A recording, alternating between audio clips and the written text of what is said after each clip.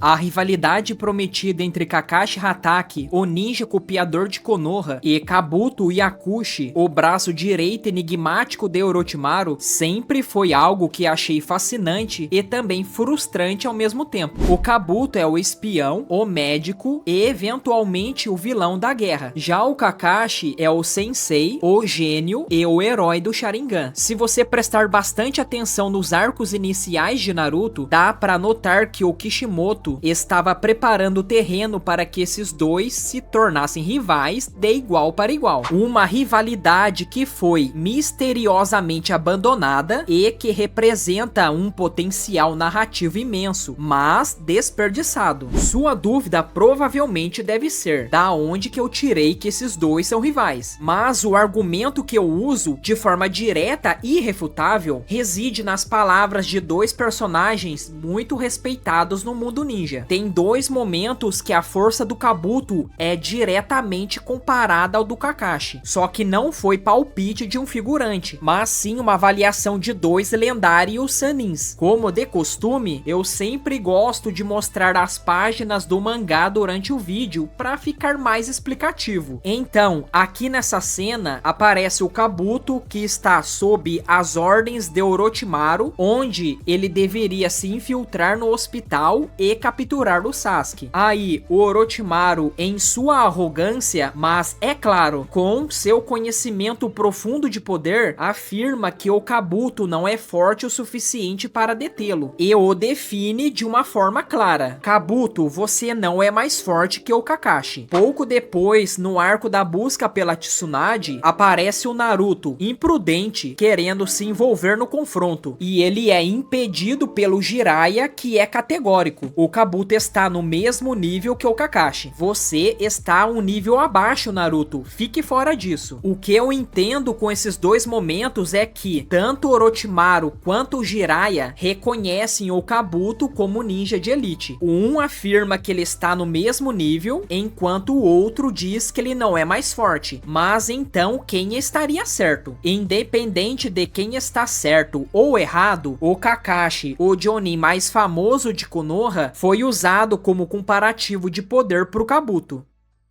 Essa paridade de poder é a fundação para qualquer grande rivalidade, e ela foi estabelecida de forma inegável no final da parte 1. Mas é claro, essa introdução à paridade de força nos leva diretamente à próxima questão: como essa rivalidade se manifestou em sua única interação real? O comentário de dois personagens respeitados é apenas a metade da equação, mas o que para mim e para muitos, o que torna uma rivalidade cativante é a dinâmica de personagens, e a única interação longa entre Kakashi e Kabuto mostra bem o quanto eles são diferentes. Olha aqui essa breve luta no hospital. É uma obra-prima, você concorda comigo? Não teve uma explosão de jutsus, mas sim uma troca silenciosa e calculista. Vemos o Kakashi, um ninja mais velho e mais experiente,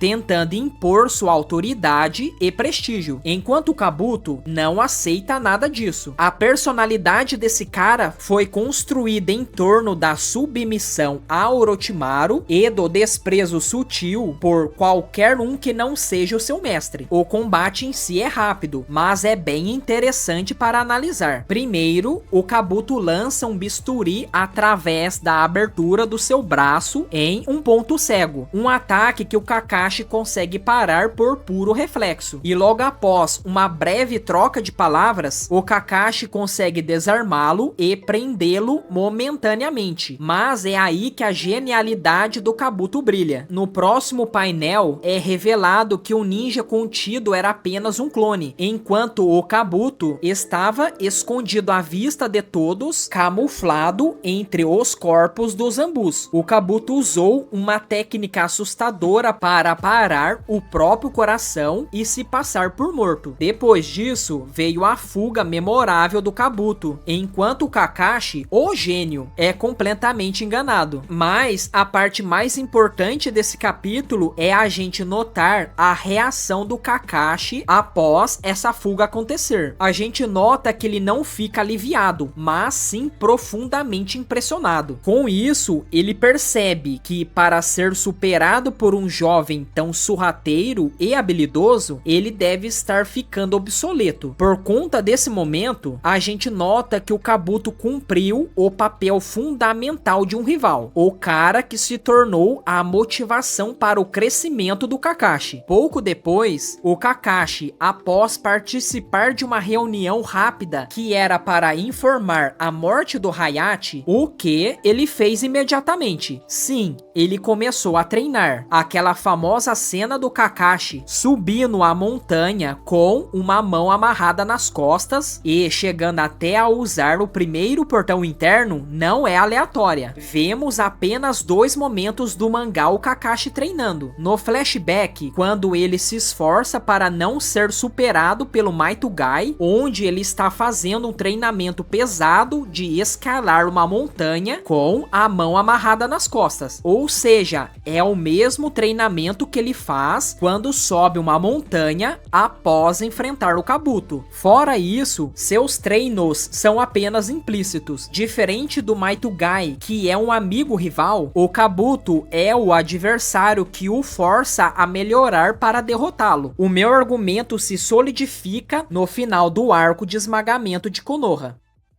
O Kabuto remove sua máscara falsa de Anbu e troca farpas com o Kakashi, que já estava ligado da sua presença o tempo todo. Novamente, o Kabuto acaba fugindo, mas não antes de fazer uma provocação. Estou fugindo por enquanto para que você não copie meus jutsus. Aqui ele sugere que o Kakashi não dominou o Sharingan como um Uchiha faria, e fica em aberto uma promessa para os fãs que poderia ter uma revanche. O problema é que, após essa troca de farpas carregada de tensão, a rivalidade Kakashi versus Kabuto simplesmente some no ar. E a gente fica tipo, o que aconteceu com o confronto prometido? Acontece o mesmo com a luta Kakashi versus Sasuke, que me motivou a fazer esse vídeo aqui, onde o Kishimoto montou toda uma narrativa para acontecer uma luta entre eles. E acaba que no final não sendo nada que a gente esperava. Pode ser que, na realidade, a narrativa de Naruto tinha prioridades maiores. Embora o Kabuto, o gênio Kohai traiçoeiro, fosse um excelente contraponto para o Kakashi, o gênio senpai, o Kishimoto já tinha 2 outros grandes rivais para o Kakashi que precisavam ser desenvolvidos. Primeiro, o Maitugai. Ainda que a sua rivalidade fosse cômica e de apoio mútuo, ele era essencial para o alívio cômico e para representar o poder do esforço puro em contraste com o talento natural do Kakashi. Segundo, e mais crucialmente, Uchiha Obito. A história de Obito era o trauma central de Kakashi. O Obito não era apenas um rival, ele era a extensão da dor de Kakashi, uma figura que ele amava e que se tornou o inimigo. Obito era uma rivalidade que precisava ser resolvida para que o Kakashi pudesse ter paz. Enquanto isso, o Kabuto foi escalado para um papel narrativo muito maior, onde ele começou como o principal capanga do Orochimaru e depois, no último arco do Shippuden, ele se transforma no grande vilão da guerra por usar o Edo Tensei e o modo sábio. Seu confronto inevitável não se encaixaria na trama contra o Kakashi, mas sim com o Itachi e o Sasuke, em busca de sua própria identidade. A rivalidade Kakashi versus Kabuto se tornou um arco secundário que não coube dentro da narrativa. Eu deixo claro que não estou criticando a obra, até porque o Kishimoto teve que escolher, e ele escolheu o Obito e o destino do time 7. No entanto, é impossível não olhar para trás e imaginar onde a história poderia ter incluído esse confronto. E, mano, havia uma oportunidade perfeita para torná-la inesquecível. Uma pergunta rápida: se tivéssemos que encaixar o primeiro grande confronto entre o Kakashi e o Kabuto na história, qual seria o ponto ideal e que não exigisse grandes mudanças na narrativa? A minha resposta está no arco do resgate do Sasuke.